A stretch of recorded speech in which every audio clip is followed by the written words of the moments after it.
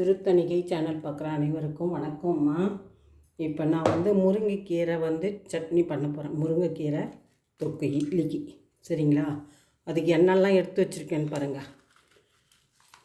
வரமிளகா, தேங்காய், தக்காளி ஒன்று, ஒரு வெங்காயம், கொஞ்சம் புளி, 4 பல் பூண்டு. சரிங்களா? முருங்கைக்கீரையை அப்படியே இல்லாமல் இதை பதப்படுத்தி இதை பொடித்து இதை இதை பாருங்கள் பவுட்ராக்கி வச்சுருக்கோம் இந்த முருங்கைக்கீரை. இப்போ இதை போட்டு தான் நான் பண்ண போகிறேன். நீங்கள் பாருங்கள்.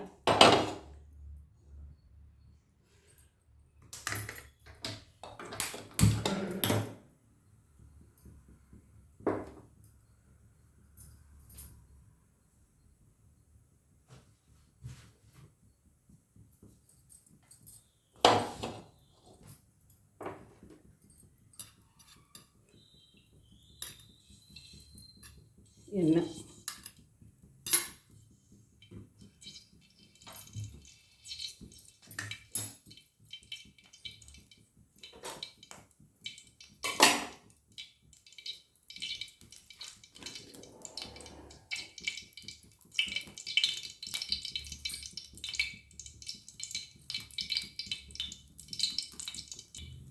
இது பாருங்க எண்ணெய் கொடுத்துருது.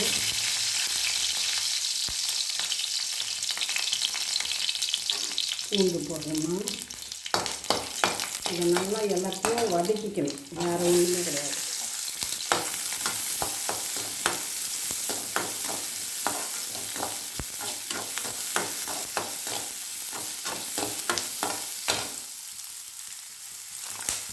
தக்காளி,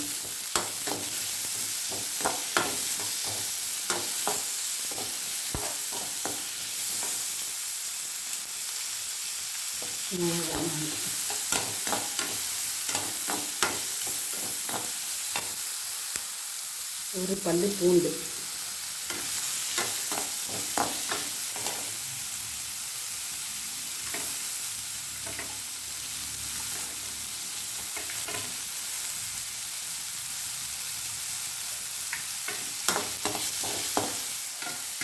தேங்காய்,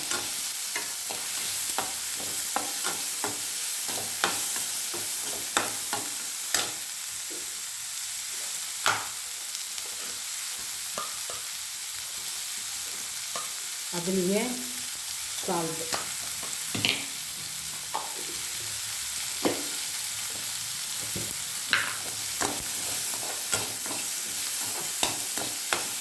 இது பாருங்கம்மா. இந்த முருங்கைக்கீரை 1 ஸ்பூன் பவுட்ரு பண்ணி வச்சிருக்கோம்.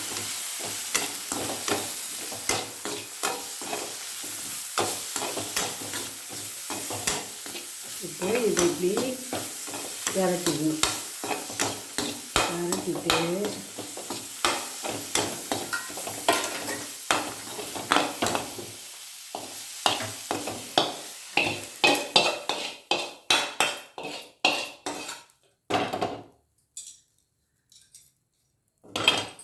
இது பாருங்கள். இதை நான் அரைச்சி இப்போ இந்த பாருங்கம்மா அரைச்சிட்டு வந்தாச்சு. இது இட்லிக்கு தொட்டுக்கிறதுக்கு முருங்கைக்கீரை சட்னி. சரிங்களா? இது மாதிரி செஞ்சு பாருங்கள். நீங்கள் அப்படியே முருங்கைக்கீரையை நீங்கள் பவுட்ரு பண்ணலைனாலும் பரவாயில்லை. சரிங்களா?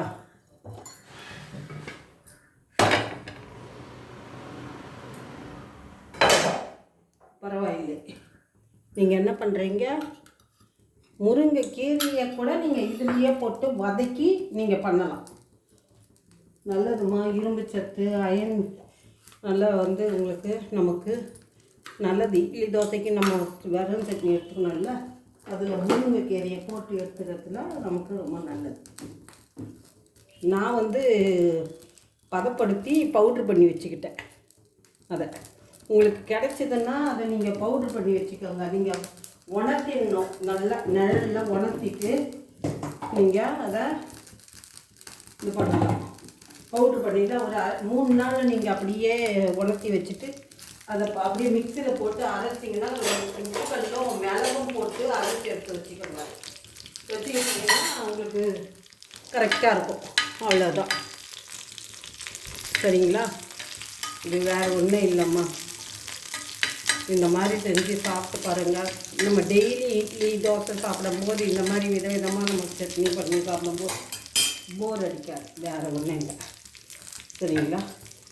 இது கடுகை தாளித்து இது கொட்டிடுவோம். கொட்டிட்டா இன்னும் நல்லாயிருக்கும் சாப்பிட்றதுக்கு. பாருங்க, உங்களுக்கு பிடிச்சிருந்தால் லைக் பண்ணுங்கள், ஷேர் பண்ணுங்கள், சப்ஸ்கிரைப் பண்ணுங்கள், 4 பேருக்கு ஷேர் பண்ணுங்கள். நல்ல விஷயம். புரியுதுங்களா? தேங்க்யூம்மா.